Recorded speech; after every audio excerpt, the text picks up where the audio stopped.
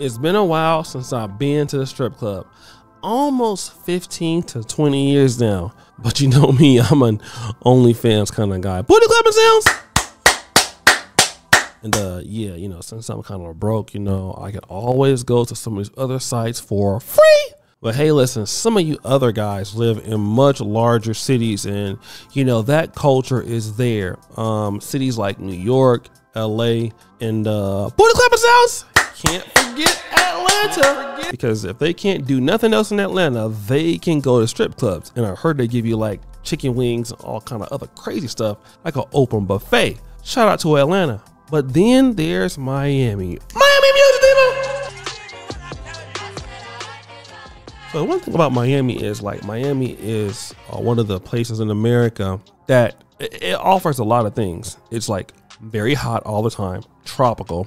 A lot of different people go there. And one of the great things about Atlanta is Miami rather, is like a lot of rich people go there. So if you're a young lady and you're into the dancing or modeling industry, you got a really good chance of a lot of rich people being in Miami. And one of the reasons is because a lot of people who are rich go to Miami and leave and come back. It's a very transient city. That's why your boy Tekashi 6ix9ine was getting his ass whooped in Miami, because people just love Miami, especially people, you know, when they're living in, you know, the East Coast or the Midwest and they want to just, you know, go kick it someplace else. They go to Miami. And a lot of rich older guys go to Miami. And of course, they're looking to visit the strip club. Now, for men, the strip club and the barbershop are almost very similar.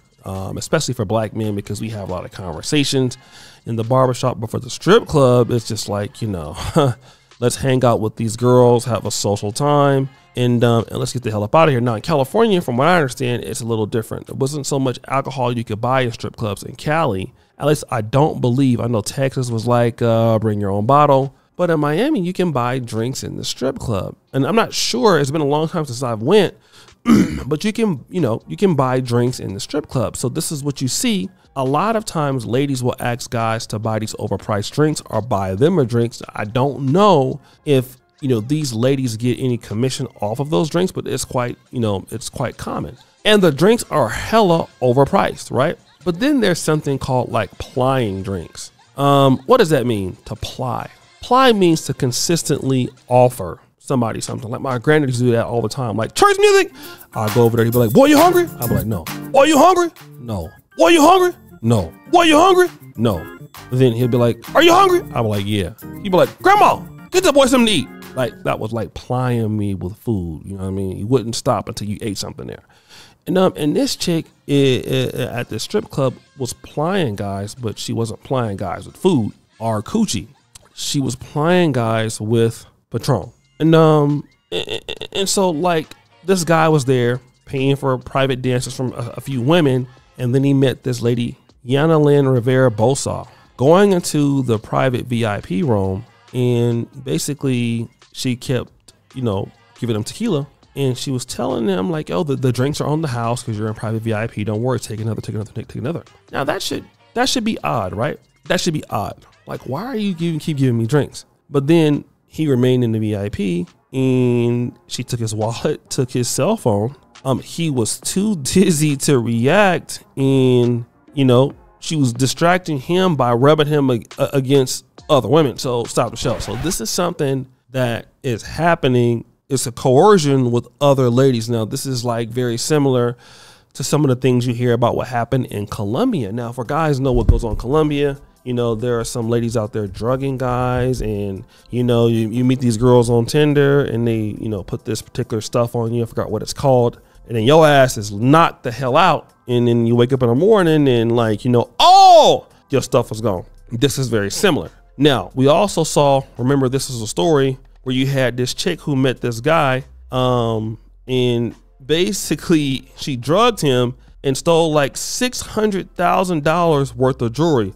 This is also in Miami. All right. This also happened. So now you're seeing, you know, this lady pretty much, you know, in coercion with these other girls doing this. Now he looked at his, he woke up at 4 o'clock in the morning, right? He noticed there were 6 transactions withdrawing money from his PayPal account. Charges were also made to Chase, American Express, Wells Fargo's account from Playmates Bar and Grill. In total, $62,345.91 was paid to Playmates Bar and Grill in Triple Vision. Can I get a oh my God sound effect? Oh my God. Now, the man claimed that he did not authorize these charges. Now, the victim said that the lady entered her phone number into his cell phone in order to send herself payments. Stop the show. U304. I'm telling y'all, these chicks are getting more desperate in these industries. I'm telling you, IG models want attention, and these strippers out here are dusting it up. Like, it is hard times. I'm telling you, guys who are rich for real, these ladies are coming after you, bro. Now, listen, she said that she initiated these transactions, but the victim authorized them. Okay. Now, skeptical investigators found texts she sent to her husband and a friend complaining that the man had canceled one of her PayPal transfers. Listen to this. Police at the stripper's cell phone had a text message conversation about selling human growth hormones and anabolic steroids at the club. What kind of bia is this? Now, this is what, and again, this is for you guys out there that want to live somewhat of a prominent lifestyle. You guys out there want to be affluent. Here's the problem with being affluent. You're going to show what you got. All right. And of course, the downfall is these ladies are watching you guys. Like I keep telling you this. If you're doing very well, man, people are coming after you like crazy.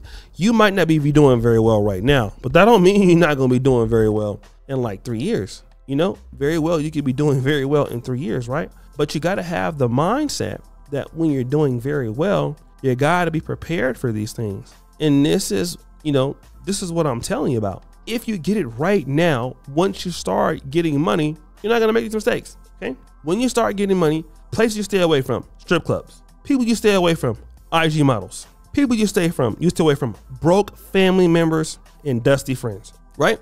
A lot of this is a lot of loneliness. I'm just going to be real. And then if you do go out to places, I'm going to tell you where you need to go. Shout out to Austin Holloman. He was here in Uganda like last Sunday. We went to the Tangeray. We went out to a brunch, right? It was about like $60 to get in, which is expensive in this market, but it was high quality chicks. It wasn't no 304s there. Most people were affluent. Most places in cities have these kind of, you know, high end brunches, things like that. You know, or you get them in certain things. These are the places, you know, usually the ladies look very nice. They always look good. They're typically some level of professionalism. They have that level of professionalism. But when you're dealing with these chicks, man, you know, all these chicks might be uneducated. Some of them can be on drugs when you're dealing with people at strip clubs. You know, these are the kind of people that you should never really deal with because they're not in your social class or they don't have the same level of ethics. I'm not saying all of them don't, but this is what happens. People do drugs there sometimes. People do this, that. You don't know. So when you hang around people like that, they're going to take advantage of you because really you shouldn't be there. You're always going to pay a price with something when you shouldn't be there and they're there, right? So guys, what do you think? It's your boy, O'Shea Duke Jackson, back at it again with another episode of The Celebrity Junk. Did you follow, subscribe to the bell? We're out.